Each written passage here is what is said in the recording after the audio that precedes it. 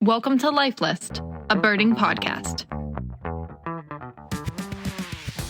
Hello and welcome, everybody. We are back with another episode of Life List, a birding podcast. I am here with my co-host and good friend, Alvaro Jaramillo. How are you doing today, Al? Good. I'm a good friend now. I think you upgraded me, I think. Or the way you said that. Something. I wanted to Something emphasize. different. But I like it. Yeah, I wanted to emphasize, We have something a little different today. Another good friend online with Alvaro and I is Marshall Iliff, well known from eBird. Marshall grew up in Annapolis, Maryland, where he did the old Yellow Book to the birds of Maryland status checklist. He has done all sorts of different field jobs over the years. Breeding Bird Atlas in Nevada. He was the hawk watcher at Kip-to-Peak when he wasn't running around chasing vagrants. At Kip-to-Peak, Virginia, that is. He was a tour guide leading tours for Vent for a number of years in the early 2000s. Lived in Southern California and did a lot of Baja birding. He now lives in Massachusetts and has been there since 2006 when he started at eBird as a project leader. And he wears a lot of hats there still, focuses a lot on the review and data quality process and on maintaining and revising eBird's taxonomy, which is a thankless job if ever there was one. He lives in Dedham, Mass. With his wife and two dogs and his son and birds whenever and wherever he can. Marshall, how are you doing today? I'm doing great. It's great to join you guys. Hearing George's voice, just and seeing his face takes me back to days birding Maryland and Virginia together. George's dad was a giant in that region, so it was really fun to run around with the Armisteads back in the day. And Alvaro, I've seen far too little of you, but this is a great chance to have a cool conversation. Yeah, no, definitely. No, and you guys really do go back, like you're birding buddies. It's kind of cool to see you two. You're sort of chatting together in this venue. So, yeah. I've been looking forward to it. I knew we were going to get Marshall on here at some point. Like when I was a teenager, birding, there was not many other young birders around. And so I'd like heard of Marshall for a number of years before we finally actually started to do some birding together. And then we did a lot of birding in Maryland, Virginia, especially Delmarva, but a number of spots, running around, getting into trouble, and yeah, seeing all sorts of stuff. But his legend has only grown since then, Marshall. Your story about teenage birders, it's exactly the same story every teenage birder has. And since when I was a teenage birder, there were very few of us. And then I met another teenage birder, and we birded together for ages. It's my story. It's Rye's stories of teenage birders today. Yeah. Well, I don't know about today. I feel like today you have a core. Yeah. There's more, you think? Oh, yeah. There's way more, man. Way more. Or and they're more connected today. Yeah. Today they know how to get in touch with each other. Back in the day, I would read about George, and then we were like these ships that passed just out of sight of each other repeatedly, to the point where I did your dad's Dorchester County Big Day run the weekend before you did it, but we never did it together. That's right. Yeah. We went and twitched the Ross's gull at the Back River Sewage Treatment Plant, like slightly out of sync with each other, and never crossed paths. That's legendary. I mean, it wasn't until I was out of college that we actually sat down and had a conversation. That's right. It's like, we should go birding together sometime. Oh yeah. Yeah. What are you doing tomorrow? That's right. Yeah. Yeah. That's a cool stories. I think also teenage birders, and maybe back in the day, teenage birders had this amazing immediate bond, right, when you met, but also this rivalry, in that I think particularly if you're a teenage boy, you're like, I'm going to show them I'm really good at this, Oh no, I'm going to find a good bird before George does or whatever. Which he did And pretty that, routinely, I might add. right. Yeah. I think that interplay, though, while it might come from a weird place of sort of teenage land, it does actually make you work Yeah. hard. Yeah. It kind of pushes, you push each other, Push. Yeah. Yeah. So all you teenage birders out there, stop communicating and getting in touch with each other and just go and bird and try to outdo your friends. Key to success. Life advice from Alvarado Mew. Yeah. Like it. Nice. Well, life advice. That's not the podcast you want to hear. Yeah. I don't know. Could be pretty interesting. Could be interesting, but it's not good. Yeah. Well, one of the things, Marshall, when I think of you is I think of big days. I think of, you guys for years, the Sapsucker, Team Sapsucker always had something cooking, still do. But, and I remember the record setting big day well. And I love that picture of you, like you guys all at like some gas station or something looking exhausted and happy all at the same time. And I know that you took a run last week at the Massachusetts Big Day record. Maybe you want to tell folks a little bit about that. And we wanted to talk about this crazy Arctic Tern thing that's been going on. And I know you bumped into a couple.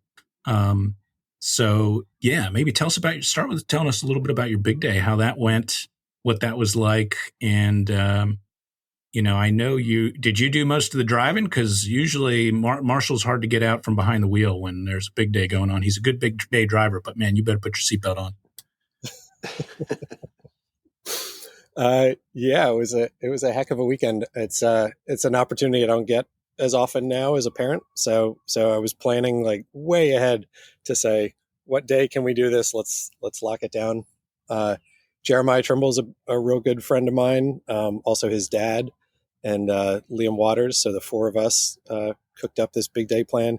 We had one day that we could do it. So it was May 15th on Sunday, a day after the Global Big Day, which was unfortunate, but schedules are schedules. So, and Jeremiah and I had done 3 or 4 prior runs and always kind of got in the 180 to 190 realm. So 200 has been out there as the goal for Massachusetts Big Day for a while. And the really fun piece of this one was like coming off the 2 years that we've come off with the pandemic was the start for this big day was 2 years ago when everybody was shut down. Nobody was seeing each other. And Jeremiah came up with a social distance big day. And the idea was that he would start in the West, run the Western route. Then we would all take a breather during the theoretical drive time. Then when 8:30 hit, someone would pick up what you would be doing from 8:30 to 9:30. And then there'd be a pause. Someone else would pick up the Boston section. We tried to include lots of people. So we had lots of friends that were doing little segments in and around Boston, the ones that couldn't travel very far. And then I did this Bristol County section where my patch Gooseberry Neck is. And then someone else did Plymouth and then Cape Cod. So we did this whole big day separately, but together as a team. Sort of a segmented big day, huh? Yeah, that's cool. I don't know if anyone who's ever tried that before, but it was really fun for that moment. And we were all, we had a shared eBird account, so we could watch the totals come up and sort of see what we needed. And we got 188 on that. And that sort of made me say holy mackerel, we weren't even looking for birds for half this day because that was the theoretical drive time where we couldn't count anything. So it got us thinking what if we actually run that route that we did and try for it. So we tried it last year. That trip we to George's point about put your seatbelt on if Marshall's driving, we actually had a participant get sort of so sick on that drive that we had to abort the day. We had to abort the day. We had someone else jump in for the rest of it, but it wasn't really an official big day. So this year we tried to do a good one. Scouted it a lot. Had a great run. We found almost everything we wanted to. The big variation was we went down on the South Coast section that I know really well. And then we finished at Monomoy, where you have to book a boat in advance, have a captain take you out to this really special part of the state. It's kind of the peninsula that sticks off the southeasternmost point of Cape Cod. Legendary shorebird spot. Legendary. It almost would connect to Nantucket, but there's a little channel in between. But yeah, it's a great vagrant spot, great shorebird spot. And is a great spot to see all the seabirds and shorebirds in the distance if you don't have coastal fog. But we were socked in fog, could barely see your hand in front of your face. So we ended up with 197. Super happy with that total, but it was 3 fewer than we wanted. And we had basically no migrants on the ground. We missed northern parula of all things, which is doesn't really breed regularly in Massachusetts, so you got to get it as a migrant, but that's an indication of just how poor the migrant day was. The only other migrants we had were Cape May and Blackpoll, so we missed bay-breasted, Tennessee, all these other things. And then, we had a hard time with the fog, so we ended up missing, at the shorebird epicenter of the East Coast, we missed ruddy turnstone, short-billed dowitcher, and red knot, and those are hard ones to take on board for us, but overall, it was a great day. It was proof that we got the route now that we want to use next year for the inevitable 200 run. Nice. Well, I hope you got Carolina wren, because there's one in your backyard right now sounding off. So yeah, I did. But there's also parula in my backyard now, and we did not get that. Yeah. Wow. Well, that's cool. I mean, you got the route down. You've got it locked in. Now you just need a little help from the weather and a couple birds. So I'm sure you guys will hit that magical 200 mark. That's awesome. What were some of the highlights of the day? For me, the highlights always come down to I've started to think of big days are sort of the final exam in birding. It's you got to come, you got to bring your A game. You got to bring all the knowledge you have of, where birds are likely to occur. What's your probability of being able to find a bird in a given moment?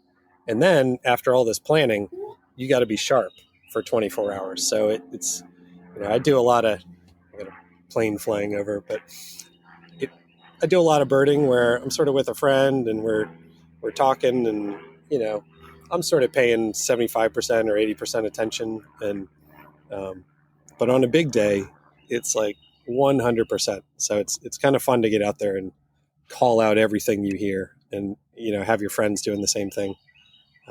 So for me, the moments were driving down the highway at highway speeds saying, Jeremiah, we're about to cross a patch of water. I'll look left, you look right for bufflehead. We got 2 seconds to spot it. Go. 2 pair of bufflehead sitting on the thing. Right there. Not fast enough for anyone else to see it, but he and one other person got the bufflehead at highway speed, no slowing down. Same thing, going out Cape Cod, we missed Broadwing hawk all day long. We ran it in my wife's car because she has the sunroof and a little more room. Nice key feature. And the whole time, Liam Waters and I are looking up. He's younger, has sharper eyes, so he was the one that was finally, adult Broadwing right overhead. And this was the last chance we had for Broadwing hawk, and a pretty high bird that was a good pick out the car. Clutch. The car top.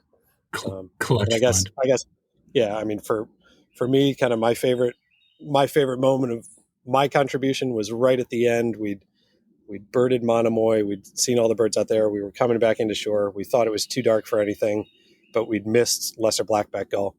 And all the gull flocks out there, I know you guys like gulls. They were kind of the wrong kind of gull flock. They were lots of gray blackbacks, 1 or 2 herrings. We needed the lots of herrings, 1 or 2 gray blackbacks type flock. And as we were coming in, there was 1 flock sitting. It's almost dark. It's fogged in. And we were like, Captain, please, can we stop here? We think this is it. Pulled over, got the scopes out, lesser blackback. There was a tern flock sitting off to the right. I shifted to that. Immature bony sitting in that. So those were our last 2 birds of daylight. And wow. Yeah, it was kind of just one of those final last ditch, little bit of birding intuition. We got 2 more on the list that we would have missed.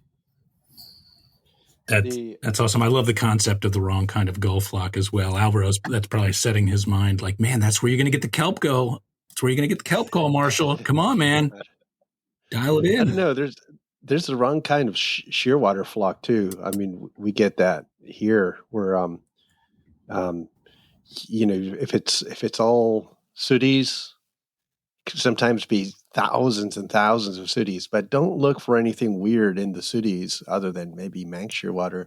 But if you've got a big flock of pinkfoots, that's where the weirdos are. I don't know how that happens, why it happens, but you can see this kind of thing play out over and over again. I remember Vancouver birders used to say the good songbird vagrants are always with bush tit flocks, and I'm like, I'm not sure I ever saw that exactly. I wasn't living there enough time, but you definitely, you'll find Lucy's warblers, vagrants with bush tit flocks. And would you be thinking of bush tit flocks as something, to look at, really? If you're a Westerner, you just tend to think of, oh, look where all the Townsend's warblers are, or look wherever.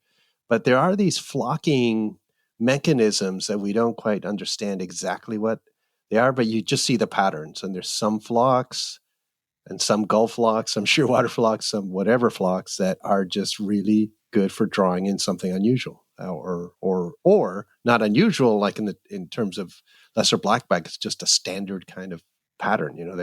They'd rather hang out with herring gulls than great blackbacks. And it's kind of an interesting thing to expand on. Yeah, makes me think of the blackbird, winter blackbird flocks around here in the Mid-Atlantic. It's like you can get like a pure flock of common grackles, and like you see this group in the distance, and you think, oh, this is going to be, this is going to be good. There's going to be yellow-headed in there. There's going to be, something good. Then you get there, it's just pure common grackles, and those flocks very often that's not what you're looking for. You want the mixed flocks. Same kind of idea. Yeah. Yeah, no, it's the right kind of flock. Yeah, that's the name of Marshall's next book. There you go. Right kind of flock. Mm-hmm. Nice. So, but Marshall, did you guys get like this Arctic tern thing was crazy, right? If I'm sure a lot of folks know that this massive, I don't even know what you'd call it, an Arctic tern event happened. You profiled it really well in your eBird list from your patch there, Gooseberry Neck. If folks are looking for a good synopsis, people out west have no idea what you're talking about. Yeah, that's what I'm figuring. And even in the middle of the country too. Explain more. Yeah. So yeah, Marshall, set that up for folks. Like, what happened with this Arctic tern thing? Yeah, so I'll go through like my week and day of Arctic tern thing because there's some setup to it. So it's early May. We're waiting for like southerly winds that are going to bring warblers and tanagers and things up here. And instead, what we got in early May was this like persistent northeasterly flow. Sort of cold. Here in New England, it was actually sunny, but blowing pretty hard out of the northeast. But like not the right kind of winds to give good seabirds up here. There was a nor'easter 15 years ago before I moved to the state that was like the right kind. It blew for days and it grounded or pushed ashore all these phalaropes and Arctic terns. This system was not that for New England, but it was that for the Mid-Atlantic. And so this was like a detached low pressure system, basically sitting off Virginia and North Carolina and like screaming 40 mile an hour plus northeast winds and bad weather. That was basically just angling from way east of Cape Cod all the way to Cape May. So a few of us were texting back and forth, like, what do we think is going to happen with this storm? Will there be phalaropes? Maybe some roseate terns displaced? Is it too early or not for an Arctic tern event to happen? And as the system went on for a few days, a few Arctic terns started to be seen by like the really sharp sea watchers in Cape May. But honestly, most people that are birding then are sort of still in warbler mode. There's not a lot of people looking at the coast.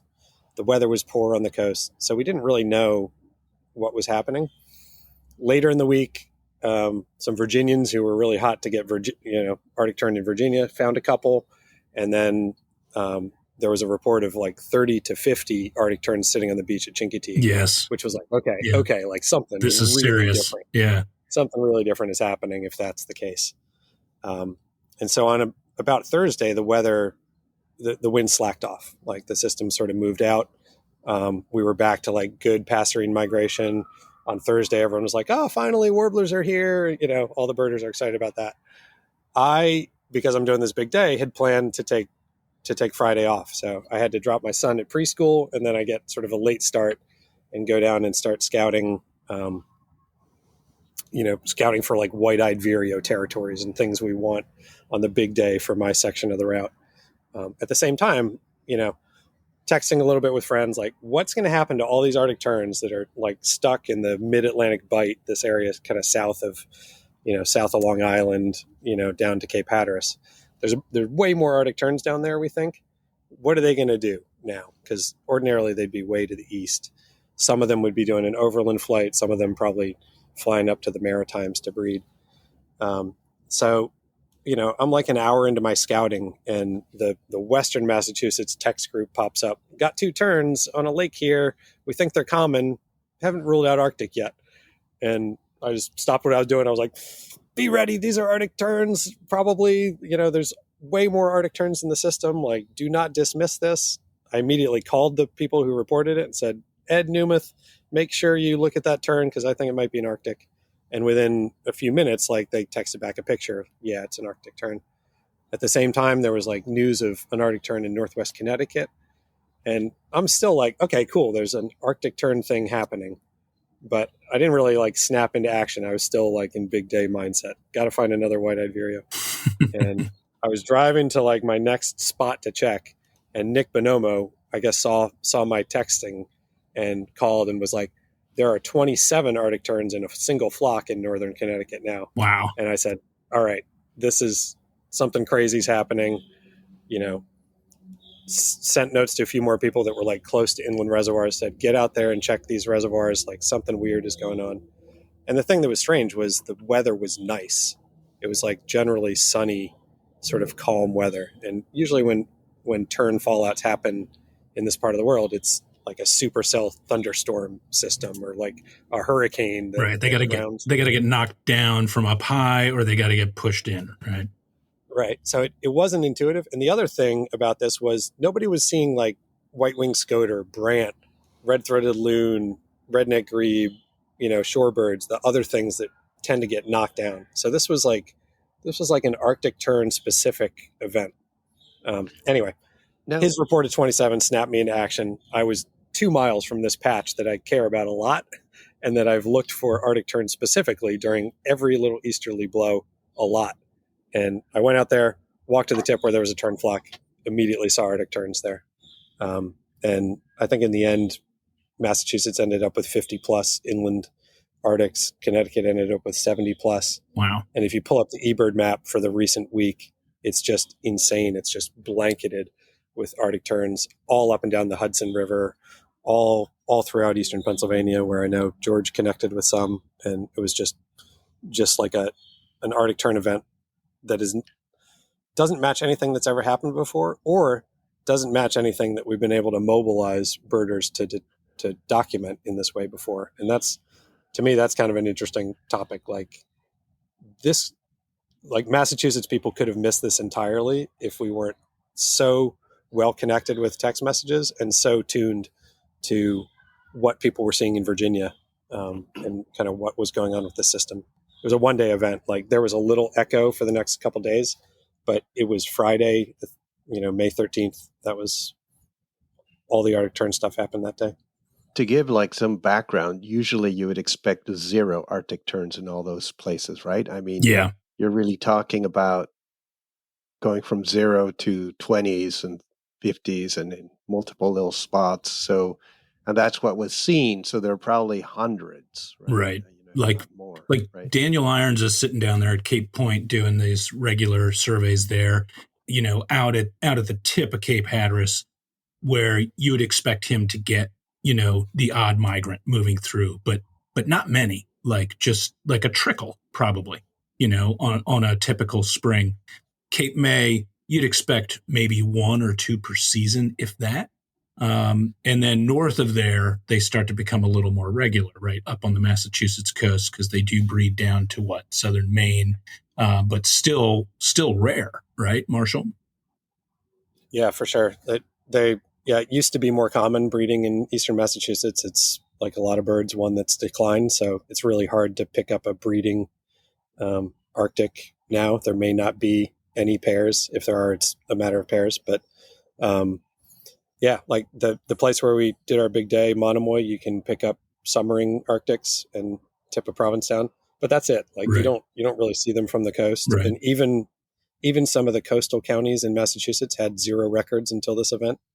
And inland, I actually found one in May coming back from Ithaca in one of these like late May thunderstorm events, and was super psyched about that. And that was one of like just a handful of inland records for the state. Yeah. And so like after this event, we had 50. So like rare along the coast, inland, really rare, Super rare, really rare. And, here we were and actually the Friday, people were not clued into this here in Philly and Eastern Pennsylvania as much. There was, I think, the one at Marsh Creek was found.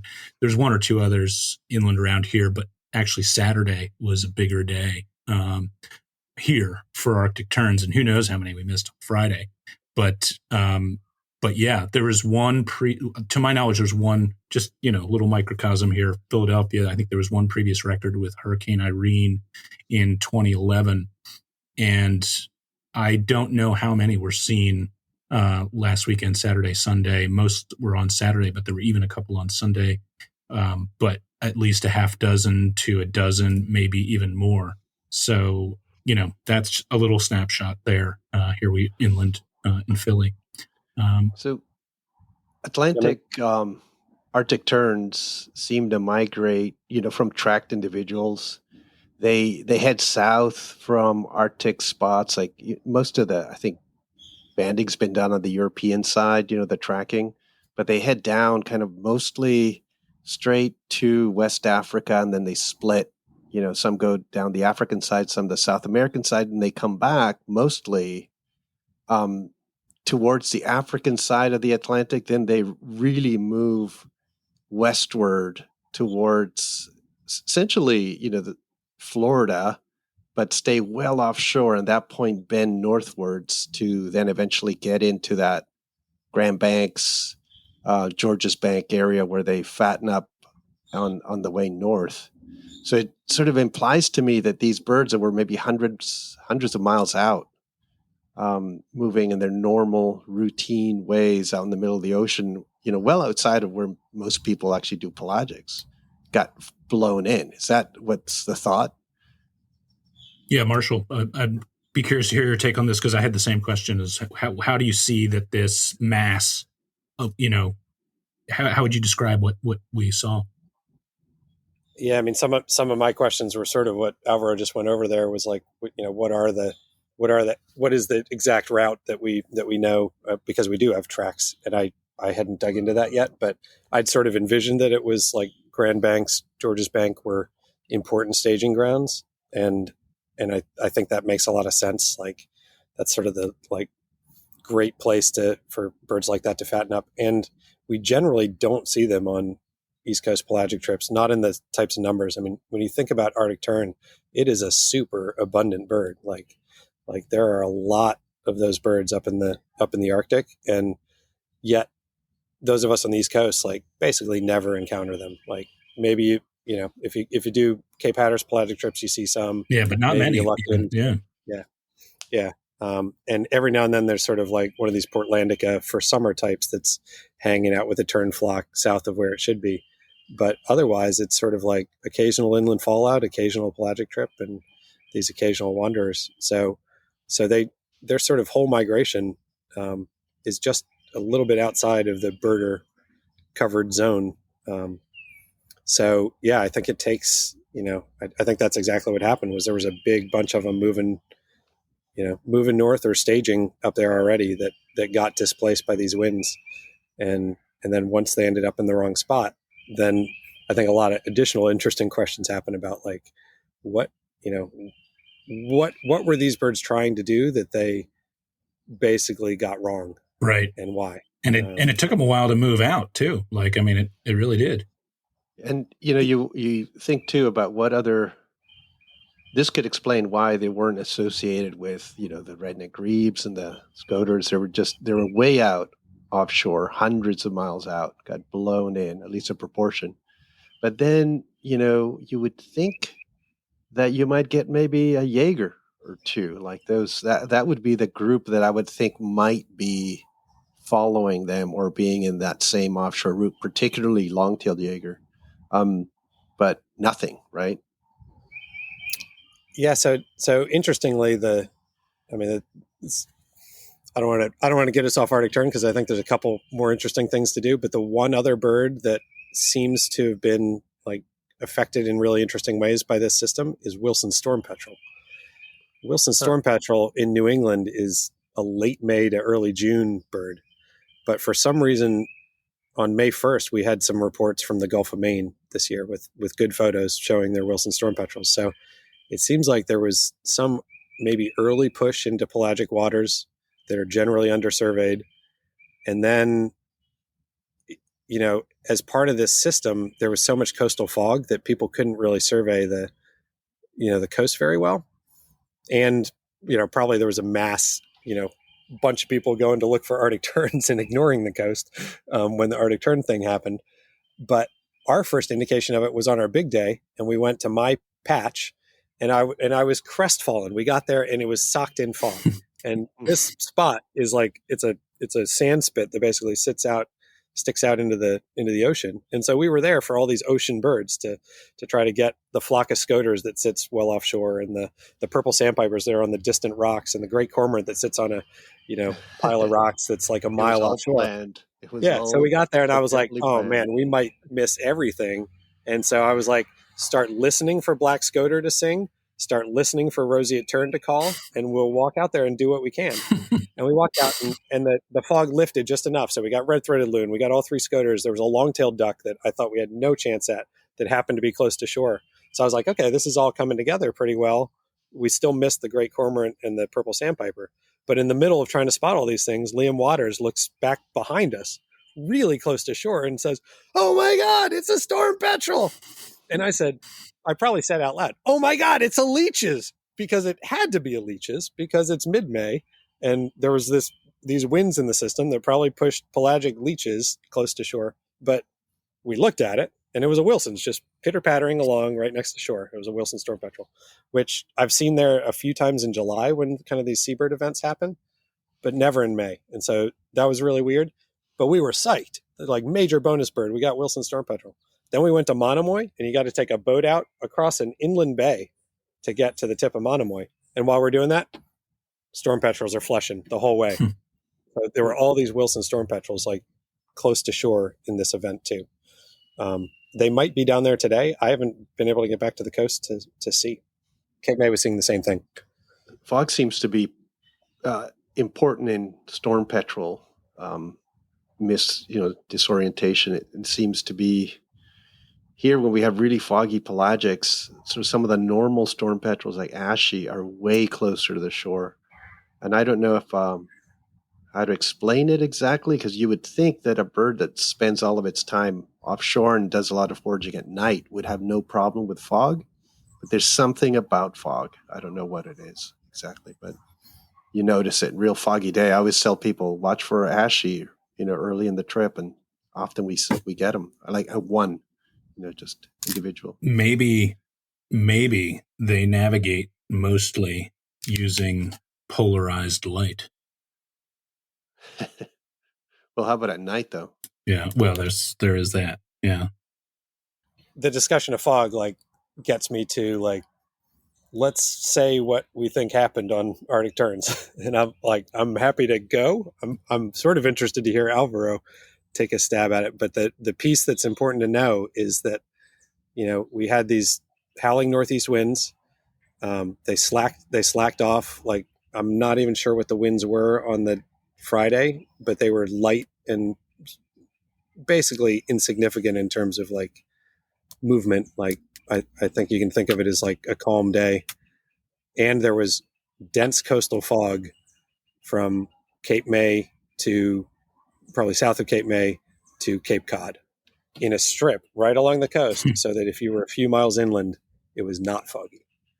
and that the tern fallout, I think you can basically say, started at the first freshwater bodies inland from the coast and extended into central Mass and I don't know what, northwestern New Jersey, northeastern Pennsylvania on that day. That fog line is special. I know we've got some aspects of vagrant birds here, land birds, when you have coastal fog, really low cloud, really isn't quite fog in that the bottom part really is open, but it's hitting the mountain, the coastal mountains, and at that interface, you can get fallout of vagrants and migrants where they just don't want to go into the cloud, or they're coming out of the cloud and dropping out in the clear.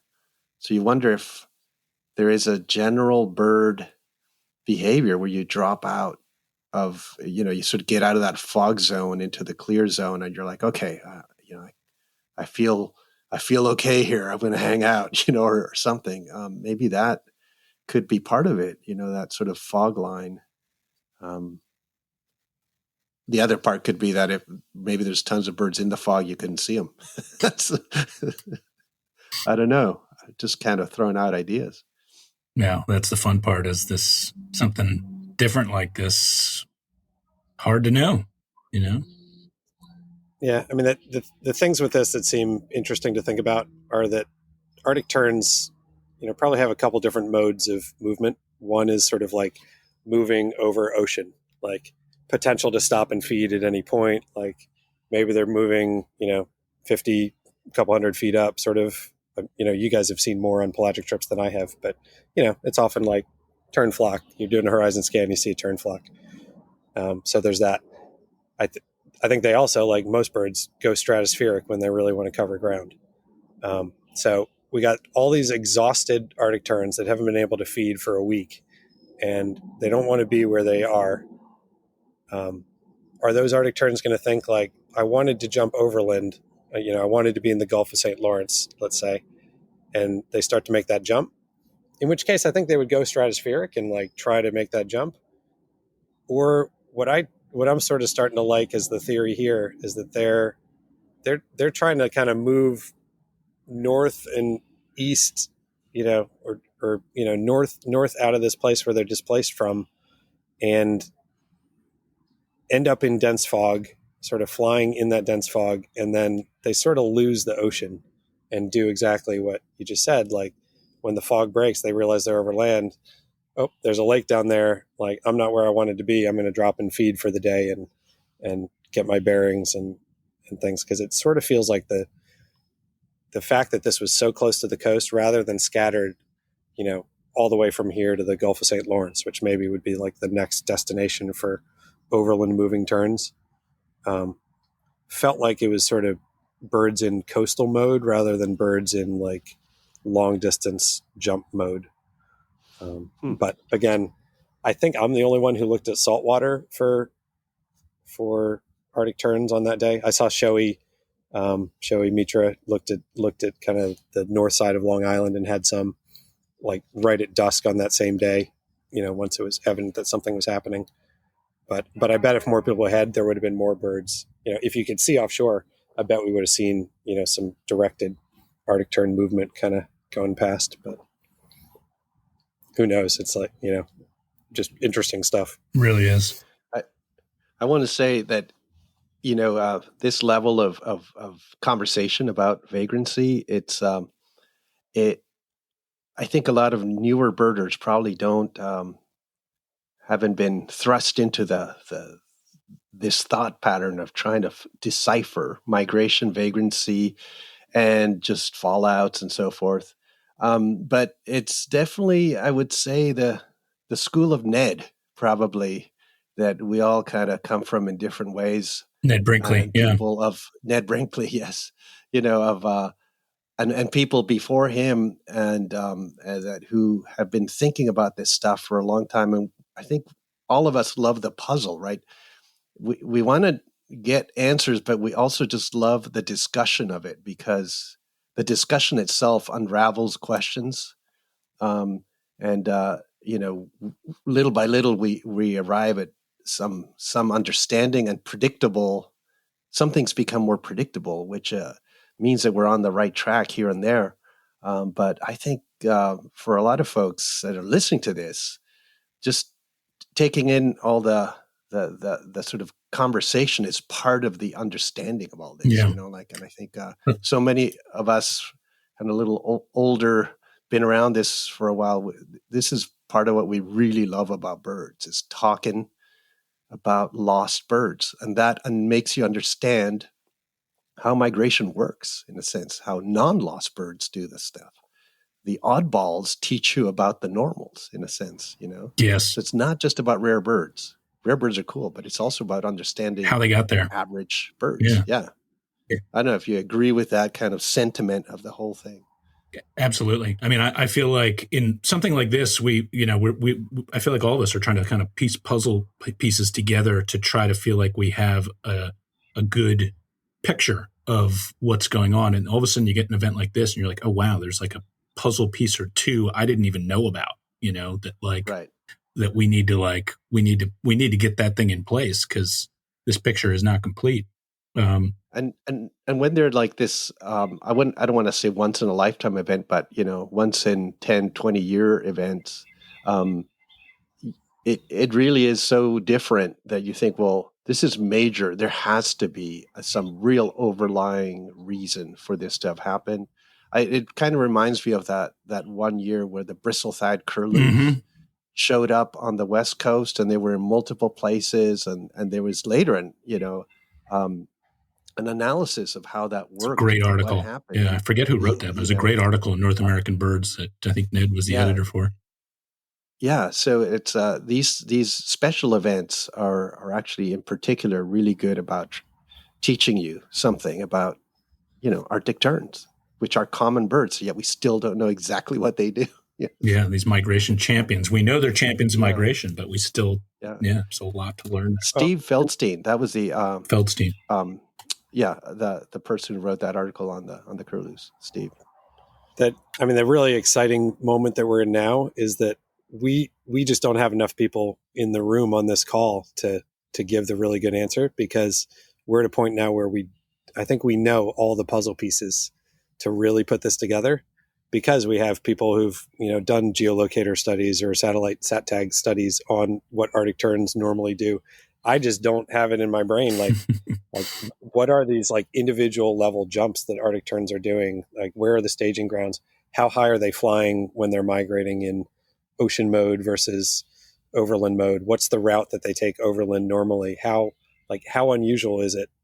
It does make me wonder, are all the inland Arctic terns that we get in kind of PA, Western New England, upstate New York, like how many of those are sort of the big flow of intentional jumps that are grounded and it's a rare event to ground them, versus birds that were actually like a little bit displaced off their northward movement? Like do all the Arctic terns really shoot for the Grand Banks and jump in from there? When you get an event like this and really start diving into those questions, one of the things I love is like, I've known sort of generally about Arctic terns for a long time, but it just raises all these questions that are like, oh, I want to know it in more detail now about, how do they do this migration strategy? And the info's out there if you got the time to dive into it. So it'll be a fun one to really. I hope there's a bristle-thighed curlew-esque article on the Arctic terns that we can all soak up. Yeah, and that would be cool. Yeah, well, I raised this book. Alvaro, you raised it on a previous podcast. Vagrancy in Birds by Alex Lees and James Gilroy. We thought with Marshall here today that this would be a great time to look at what is really an awesome new contribution to our understanding of birds. And like you were saying, Al, rare birds are awesome, but it's what they can teach you and what they tell us about what their species normally does that Yeah. is really valuable. As exciting as they are to see, someplace they should never be, Yeah. uh, it's there's so much they can teach us, and this is something that Marshall has spent a lot of time on, and like as a just random example, I opened up the book, and this is like a Princeton is I guess they're the folks that publish it here in the U.S. and Canada, right? Princeton University Press. I've opened it up, and there's an Antarctic prion, which is a kind of seabird from the far south. Prions are really cold water, far south things. But in Chile, for example, when you get a vagrant prion in the north or near tropical areas, it's the broad-billed prion, which is really, really, really unusual. Like they all show up at closer to the equator than the average prion. So these are vagrants. They're often sick or they're dead or whatever. And you think, well, hold on. Why? First, it was like, this is wrong. That shouldn't be up there that far north. And then you think, well, hold on. Maybe these vagrants are teaching us about what those birds actually are doing. And they're perhaps way further north, only the broadbills, not, the Antarctics and others. And they're out there in such small numbers, densities, that you're not going to see them on a pelagic trip. But these beached or sick individuals may be telling us about how that species is different from the others, right? So one way to sort of say is like, oh yeah, we got a rare bird. B is maybe that is telling us about their actual natural biology that we had no way of knowing other than by looking at the vagrancy records. And I think that's one of the things I love about rare birds is just random stuff like that, right? I mean, and it goes all the way back to when people first realized, oh, okay, these fork-tailed flycatchers are flying the wrong direction. That's why they're winding up in northeastern U.S. and Canada. At the time, they should be in Argentina, but that's kind of the classic example that a lot of folks look at, and if people kind of want to sink their teeth in here. And Marshall, would you say? I mean, both of you guys, is this the first book ever on vagrancy? Like as a book?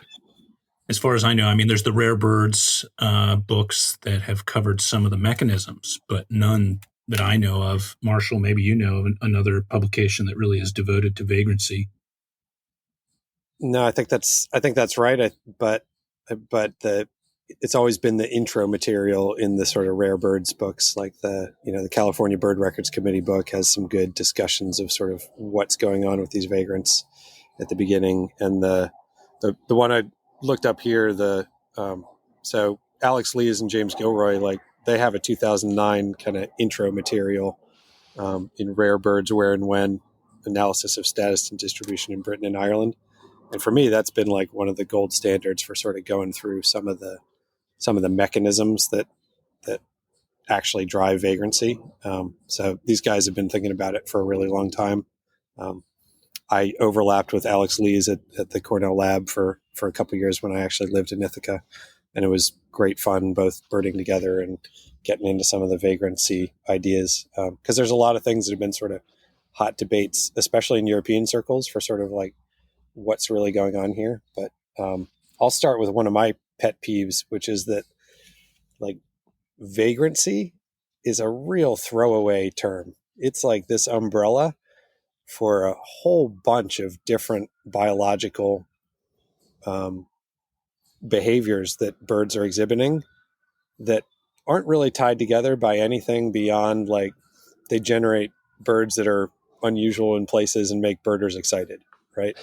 So like a immature male hooded warbler overshooting in spring, gets exciting up in New England and stuff. But that's totally different from like a lost immature hooded warbler that shows up on the West Coast in fall, right? Like different things are happening there, which is totally different yet again from those few hooded warblers that end up offshore. And Alex and James cover it really well in this book. A bird ends up offshore, like what's its play? Either you turn around and you got a headwind, You turn around and you fly into the headwind and spend a lot of energy, and maybe you make it back to shore, or you try to like Ride the wind. kind of navigate with the headwind and try to get back to land somehow, or you just say, I'm going to fly with a tailwind and cover as much ground as I can and try to get to land. Hope for the because best. I am really in trouble now. And that last strategy, that's probably what gets warblers to England or the Azores, and hooded warblers end up there. So to me, like, you can't have an intelligent discussion of vagrancy as one thing. You got to break it down into like the different types of vagrancy, and then it gets really interesting to think like, wandering black-browed albatrosses that show up at gannet colonies, which is what's on the cover of this book, is something really different from hurricane-tossed sooty terns making it to the Great Lakes. Or fork-tailed flycatchers, yeah. Or fork-tailed flycatcher. We can have a whole discussion on that one. I was going to say and to your point, Marshall, the intro matter of this book is, I would say, really required reading for anybody that wants to understand how birds move, not the physics of it, but the navigational part. And to your point, Marshall, initially he describes, we have to decide what a vagrant actually is. What is a vagrant? So he goes on to define that, and then he says, and in doing so, he discusses the four compasses that birds use, and that's what I was kind of getting before, is polarized light. They use polarized light, they use the sun, they use stars, and they use magnetic field to navigate, and as well as some other things, but those are the kind of the four primary ones. And then he gets into the mechanisms, mirror image misorientation, overshooting, and even within these there are kind of subheaders. And the one that I kind of like, the fork-tailed flycatcher, the map we were actually discussing just before we started recording, is something I've talked with both of you guys about that has always perplexed me, and is the fork-tailed flycatchers, right? Like they make, and I think, Alvaro, we talked about this with the Elanias that turned up last year. The small-billed Elanias was like, so they do a successful migration. Like they have one successful initial migration. How do they then screw up? And what that map shows is the magnetic flip. Once they get to the other side of the equator, they don't account for the magnetic flip. Some of them. Now there may be other variables as well, but as soon as I saw that, I was like, of course, that makes a lot of sense. A chunk of them, I'm sure that would explain. And that was such a cool piece of information to get. And there's a bunch of other things like that.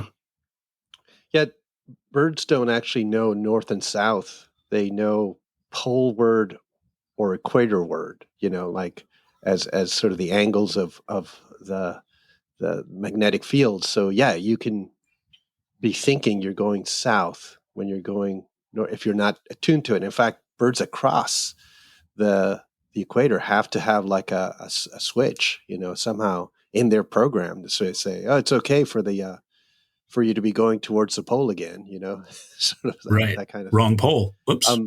Yeah. And there's evidence that some of there are some fork-tailed flycatchers that go the wrong way in their first migration and wind up in Tierra del Fuego as well. So there's that's a different vagrancy, and that bird may never get to North America, of course, but then from Argentina, let's say, flies to Venezuela, winters over there, then it does the wrong migration, that second migration. Yeah, and could it be that some things click on at a certain age or time? Right, maybe developmental point even, yeah. Yeah, I mean, it's like human disease. Some diseases happen after a certain number of years that you're more likely to have it or whatever. I mean, could be a similar thing to that. Obviously, most vagrants tend to be youngsters, so one of a lot of questions. Yeah, I mean, one of the fun things with fork-tailed flycatcher that again, like this ocean of new information that we're all swimming in right now gives us is, we have tracks for individual fork-tailed flycatchers now, and I don't think it's really this like northward to Venezuela, back south type thing. It seems like it's more kind of northward to northwestern, like Amazonia for a little bit, and then up into Venezuela where there are these big kind of concentrations in the llanos and stuff like near the coast, and then a southward movement. And so that you sort of end up with, I think, 3 sort of moments where photo flycatchers could make mistakes that could bring them to North America. And the first is sort of the overshoot scenario. And that's why I think a lot of the spring records end up concentrated on kind of the western Gulf Coast. They're sort of taking the straight line to, eastern Peru, southeastern Colombia, and overshooting. And then you have these birds that, are sort of moving from there to Venezuela. And there's a chance to kind of overshoot that and get caught offshore. And then there's another chance when they're sort of like should be doing that jump now down from Venezuela to Argentina, where they go the wrong way. And that's like our September, October peak on the East Coast. But like, I haven't totally wrapped my head around it. I was going to say that's dizzying. It's super interesting. Yeah. And this is all with just the migratory, TS Savannah nominate ones. Yeah. We got a few other subspecies in the mix that increasingly, or at least the northern one, is being found in Texas and Louisiana in sort of a different pattern of winter, kind of winter birds that are happening. And those are the northern. I think sort of always in northern hemisphere. Isn't there a Farallon's record for the northern one as well? I think there's like a specimen or something. I can't remember. Maybe I'm getting that wrong, but we talked about this whole thing of fork-tailed flycatcher is a really obvious bird. It sits out in the open. It's got a huge long tail. It's black and although white. that one that just turned up in Illinois was about as kind of fugly as they get. That one was that one was not the best. But no offense, Illinois bird. But it's like they're like, hey, that was my life. But the thing is that there are a lot of other migratory small birds in the austral system in South America, like these small-billed Alanias, the Chilean white-crested Alania. There's, a bunch others that are probably being overlooked. Crypto vagrants we've talked about before. Crypto vagrants and even swifts, vermilion flycatchers, believe it or not. Sort of the migratory vermilion flycatcher from the south. It could be showing up and nobody would ever know. Tropical kingbirds, keyed into it. Yeah. It's sort of, there's a lot of other stuff that might be less, not on people's radars, swallows and so forth, et cetera. Yeah. One of the chapters I haven't actually looked at yet that I look forward to checking out is the penguins, because people don't think about them as vagrants, but of course, if you start looking at wildlife books, natural history books, and for the Southern Ocean, there's incredible numbers of vagrant penguins. But then you start looking at these Humboldt penguin records up in Alaska and so forth. I hope he gets into and talks about those a bit. I haven't actually looked at that. I know Howell talked a little bit about that in his Rare Birds book. But I'm firmly on the side of those are many or some are natural. That's what I think they got to be, right? But I think it's another case where this just blows people's minds too much that they can't accept that as a possibility. And to me, what part of what sells it is people sort of usually say with these southern seabirds, well, you got to go through the doldrums or whatever. It's really tough. There's no food. There's no wind. But if you're a penguin, you just carry a huge amount of fat with you. You can move great distances without having to feed. That's what they do. And you could easily get even a Magellanic penguin moving north, and they're migratory too. So that, they naturally move, thousands of, at least hundreds, if not, low 1,000 kilometers every year. So why not? I'm on the penguin team. Penguin. Yeah, man, I'm with you. I'm right there with you. I'll be your wingman anytime. Wingman, a little short wingman. Yeah, little Top Gun reference there for those that are excited about the Maverick movie coming out.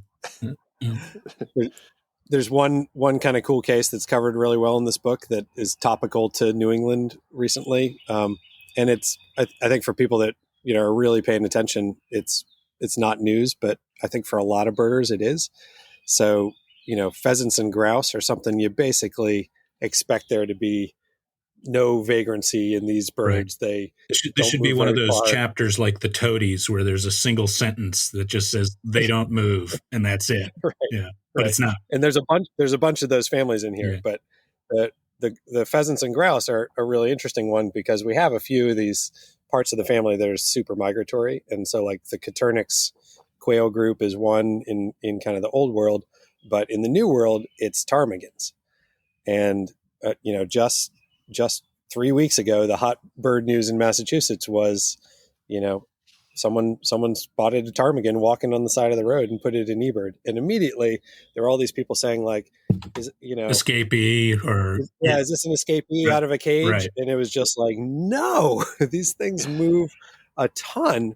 And there's all these records of like flocks of 100 flying out in the middle of the Bering Sea and landing on the water. and things. Yeah, like remember there's that one where they have them. There's actually ptarmigans sitting on the water out there. It's crazy.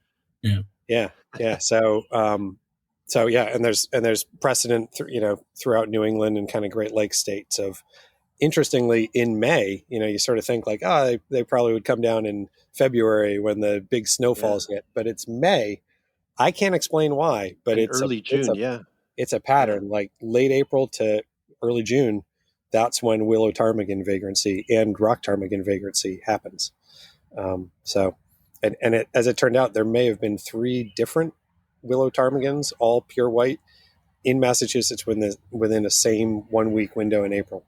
But a lot of it's kind of like breaking news on Facebook that like there's a lot of details to still be tracked down. Yeah. Wow.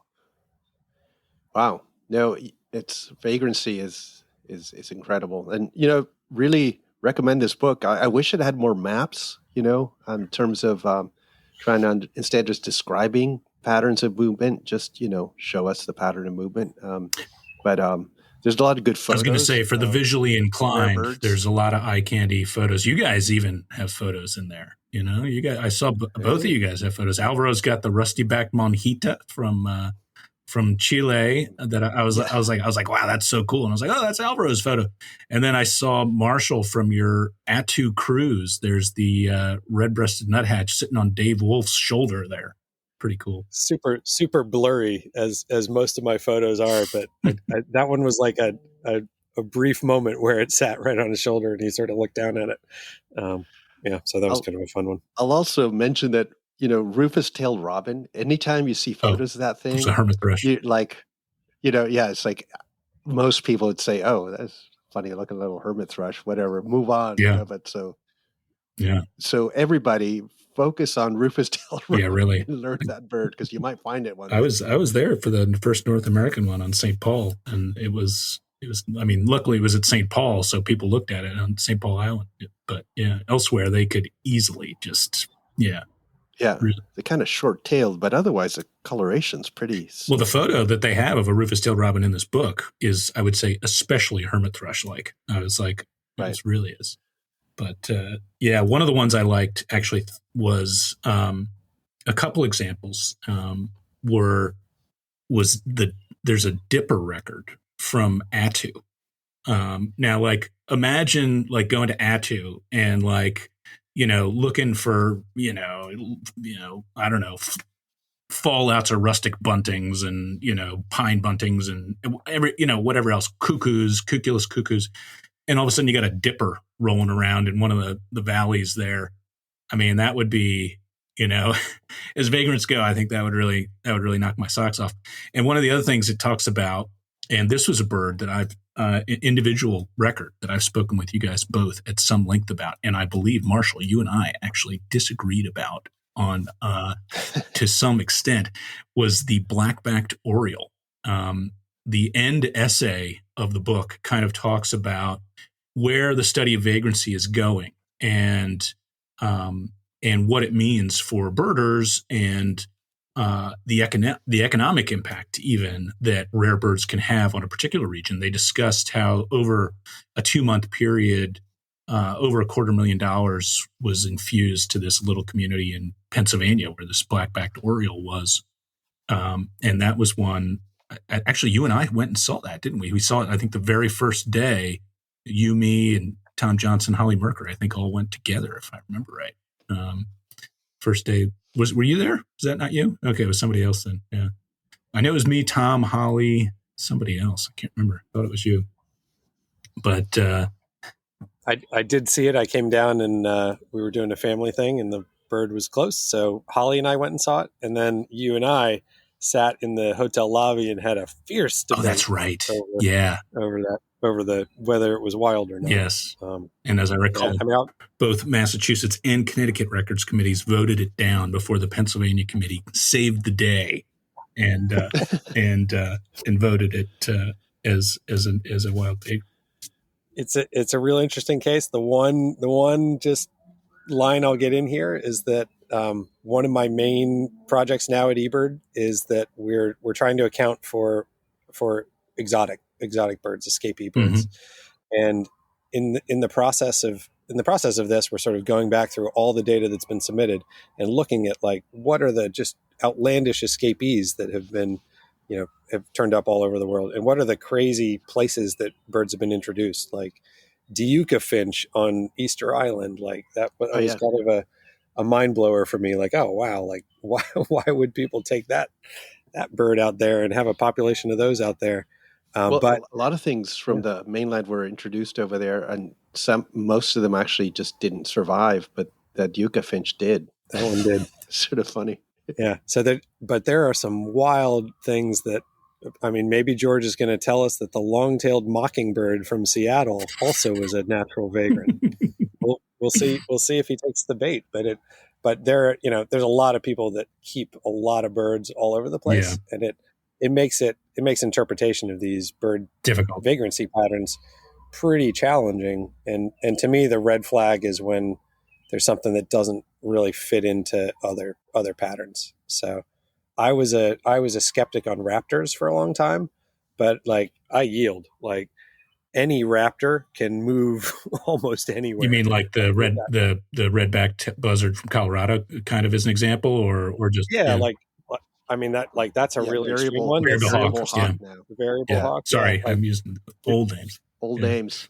Right. Did those things move up? But great black hawk in Texas and then Maine, like that's hard to argue. We got short-tailed hawks wandering around the Great Lakes, zone-tailed hawks, doing circuits all over the place. Yeah. Stellar sea eagle. Right. So like raptors, just like we got to hand it to them. If they want to become a vagrant, they just start sort of like hummingbirds or orioles, Marshall, orioles too.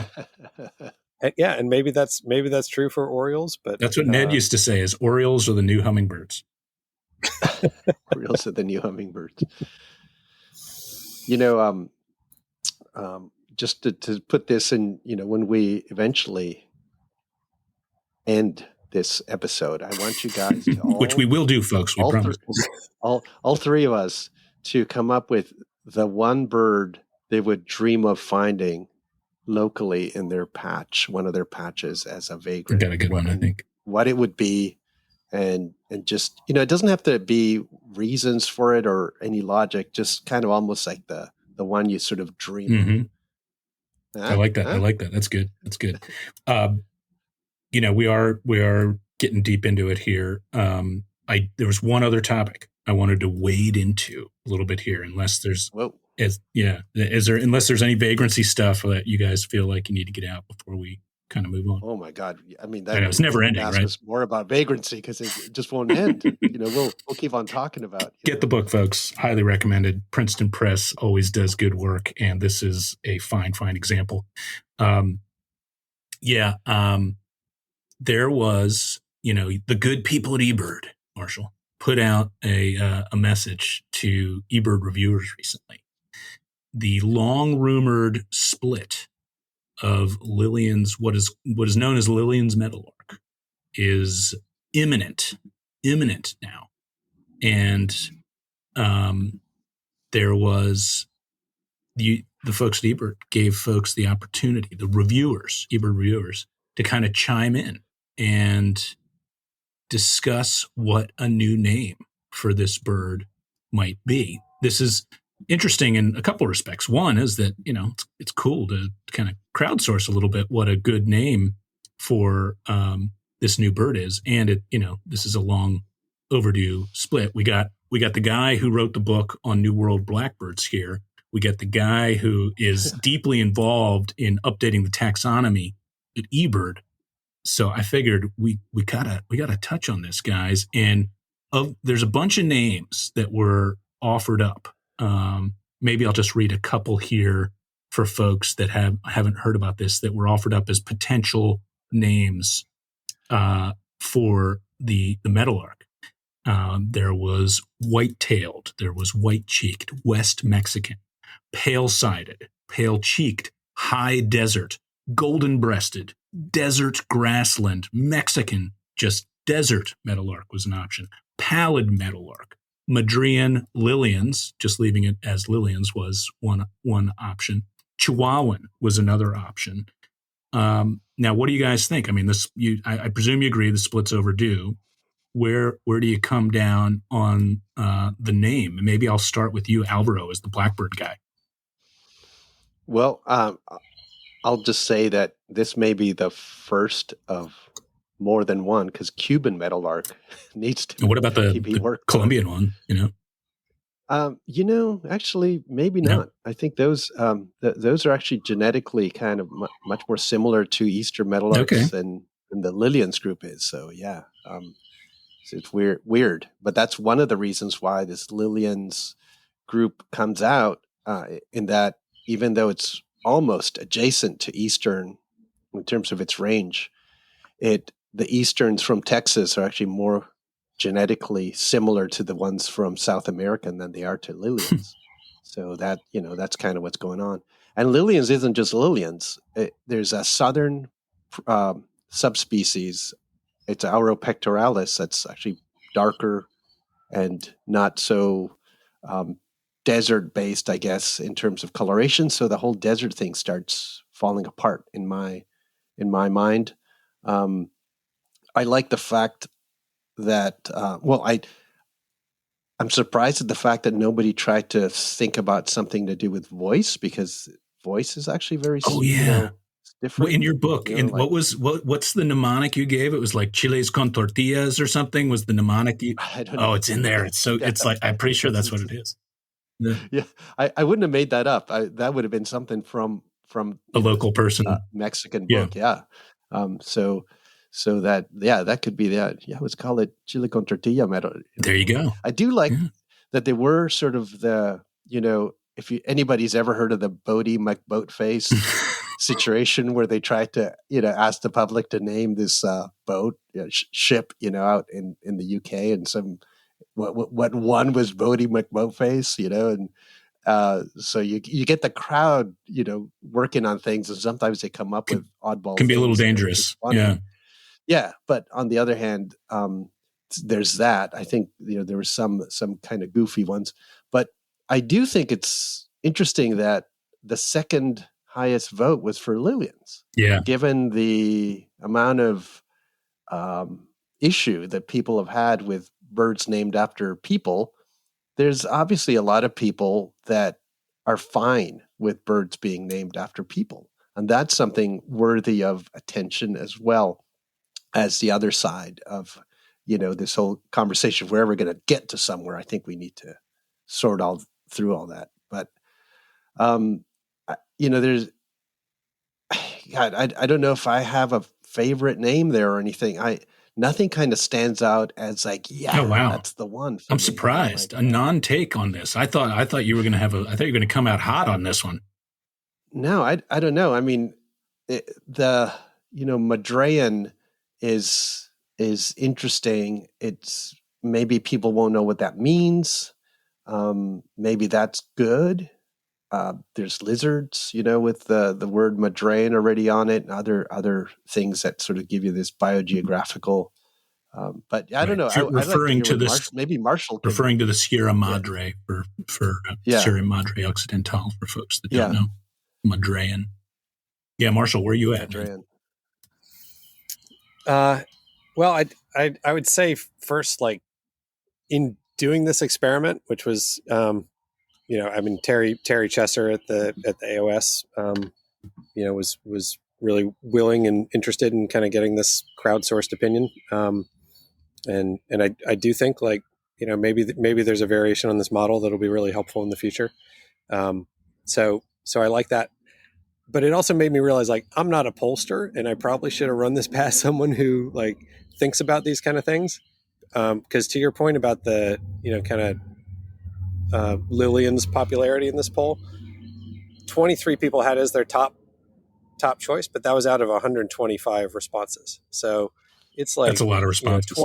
20% put it as their top. So yeah, like there's a lot of people, but I think, if you think of it as like a Lillian's or not Lillian's, right. The vast majority wanted something else. We're looking for something else. Yeah, it is a pretty name. Like Lillian itself, I think, is a pretty name. Like, I can understand why people like it, and also like there's the familiarity. It's like, well, I like it. I don't want to change it.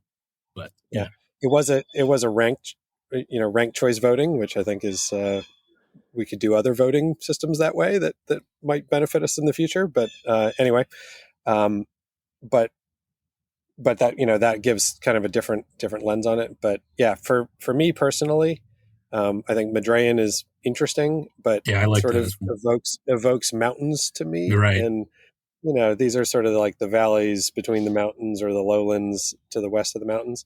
So for me, I've been partial to Chihuahuan the whole time. I think it's very rare that you have a non-island endemic that has like a really good geographical descriptor.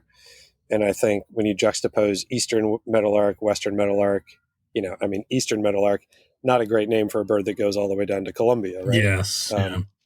But when you have Eastern meadowlark, Western meadowlark, Chihuahuan meadowlark, you sort of set up the range map for these things pretty well. They all look the same. And, Eastern and Lillian's, although they're vocally distinct, they're more similar than they are different. They're certainly more similar to each other than they are to Western. All the iterations of like pallid, pale, none of that made much sense to me. And those break down when you think about like, first year Westerns that are super pale, right. or even fresh versus worn, different individuals, and right. Or a pectoralis also, which I've not seen, but to me, like, a lot of the geographical descriptors, like, they can be sort of the center of gravity of a bird's range and be really useful. And so, we have Chihuahuan raven. Like, that's not a bird that's unique to the state of Chihuahua or to the Chihuahuan Desert, but it sort of centers you both kind of geographically and habitat wise on where these birds occur. So to me, like, I think of Chihuahuan ravens and I think of, Sternella lilianae. And so Chihuahuan meadowlark, that's kind of what I like. And I think when I did a ranked choice, I did that, Madrayan and pallid, because I did vote, but my opinions are changing as they're evolving. Things go. My top choice hasn't changed. It's that. I think one of the problems with Lillian's, separate from if you disagree with naming a bird after a person, is that we have this tradition of naming the birds named for women are given the first name of the woman rather than the last name of the woman, which is an informal and to some extent sort of presumptuous, perhaps respectful. Yeah. In the same way as saying Wilson's right. storm petrel, right? It's it's not like Alex's storm petrel, it's Wilson. Sandy, he went by Sandy, but yeah. Sandy storm petrel. They'd be like, well, no, it's not. It's quite dark, actually. Anyway, I think there's that issue as well. But I do like the ring of it, and I like the fact that Lillian's just sounds so different from any other. I love names that are different.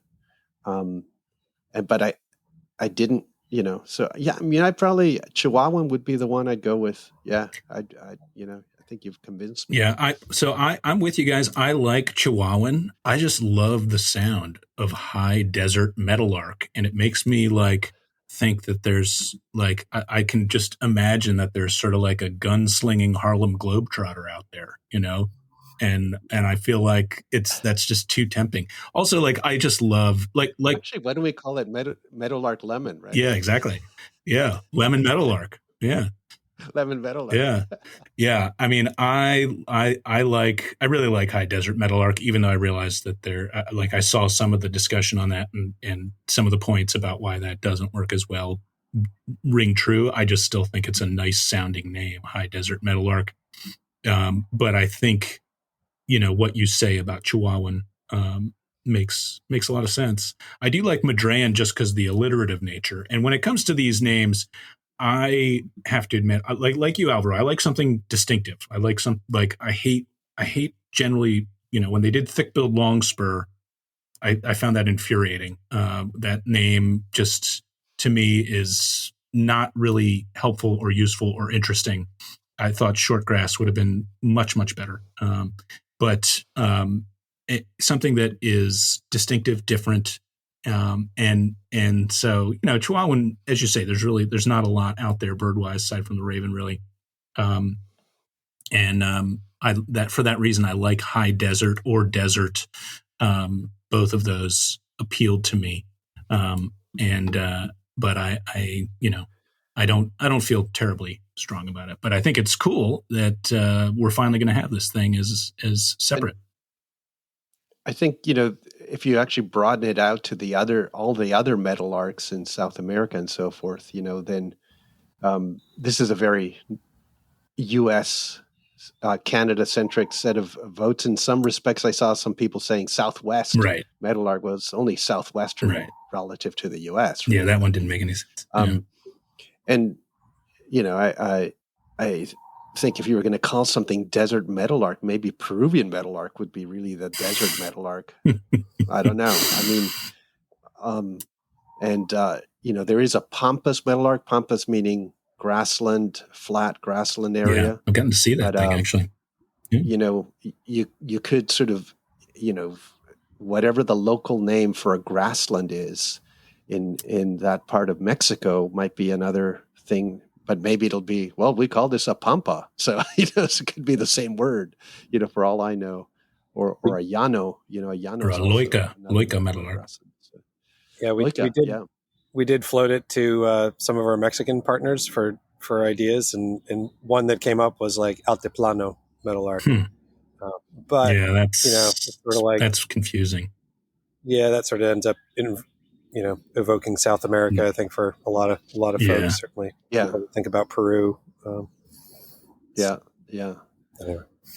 So it's these are complicated topics in that it's really hard to come up with a really good name for some birds. Other birds, they have, if it was one of a group of birds where it was the one with the yellow breast and the V on it, and it was the only one, you'd obviously name it, golden breasted Peche amarillo, something, but it's not. It's one of 3 and maybe eventually 4 that have this yellow breast, so that's not going to be helpful. And and the song is difficult to quantify. It's a low pitch song compared to the East, but you don't want to call it like, low pitch meadowlark or something. It would have to be something a little bit more illustrative of what that song is like. Tortilla meadowlark. Tortilla meadowlark.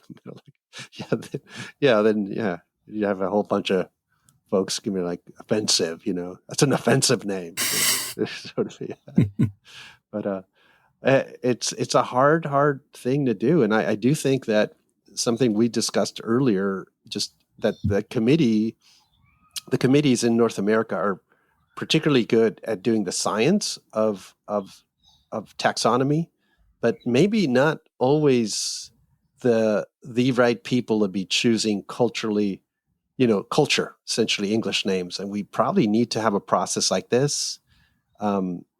A broader process where people are from various backgrounds are being involved in the English name choices to get to things that actually we're all kind of happy with. I think it's a great move by you, Marshall, Ebert, and folks, even at the North American committee like Terry, that's willing to sort of check this out. Yeah, I think that's a strong move as well. I like that. Love to see you flush out so many great ideas this way, as well as some perfectly awful ones. But I saw Puerto Rican meadowlark was suggested, which it's questionable. Questionable. I mean, yeah. I'm sure whoever suggested that was from Puerto Rico. Pretty sure that was tongue in cheek, but I know. But maybe it's because, like the Puerto Rican toady is Totus mexicanus, right? So it'd be maybe it's a real sort of second level joke. It's like the Mexican toady Mexico has no toadies. So there you go. Nice. Well, guys, it is mid to late May here. It is mid to late afternoon.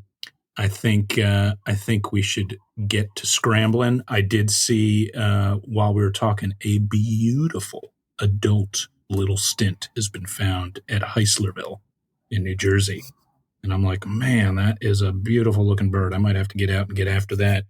And that segues into what would be your dream bird to find locally. Marshall, you got one?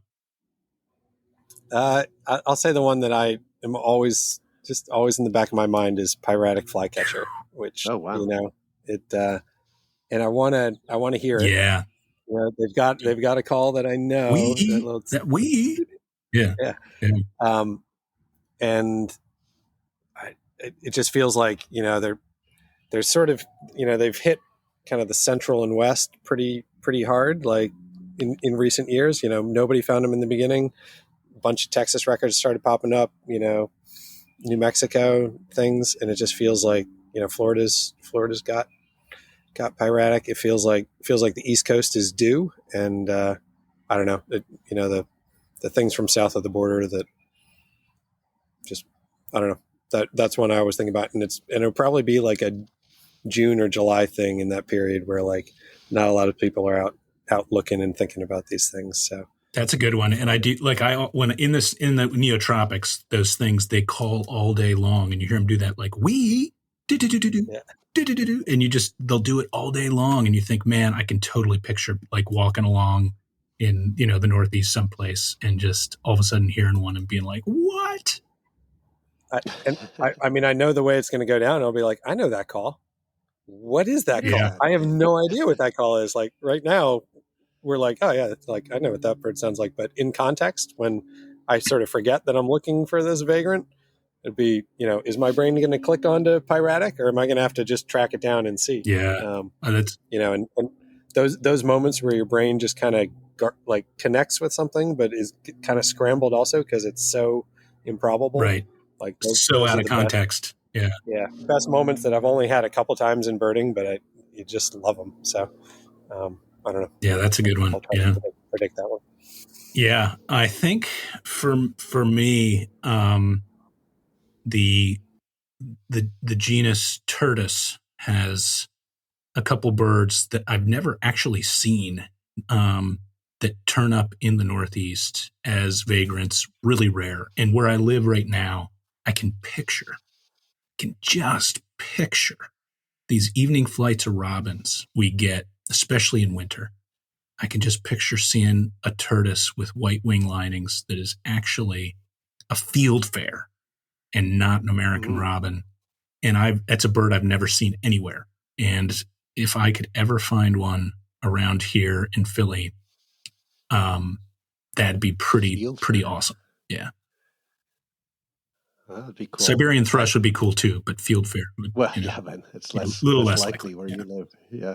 I always think of like going to bird, sort of a more open spot with, maybe one of the golf courses around here with some pine trees and stuff and some lawn, and seeing this ovenbird kind of thing with my eyes, and then look at it and go, oh my gosh, that's an olive-backed pipit. That's the one that it's just weird looking. It moves like an ovenbird. It's a vagrant that's shown up all over the world, in the Northern Hemisphere, including this part of the world. But it would be the one that I'm like, finally, or something, or just like it was possible, but probably unlikely in my lifetime. Yet it could. You're primed for it. And it's a cool bird. Yeah. So I like that, and it's easy to identify. I mean, pipits are generally hard to identify, but it acts and flies up into trees for starters. That's pretty bizarre. Pretty bizarre. And that's the one, I think. Nice. Very good, fellas. Well, we're at 90 minutes here. We got to wrap up. thanks everybody for listening today. And yeah, we'll be back soon. Alvaro, Marshall, thanks guys. Thanks a lot. Bye-bye.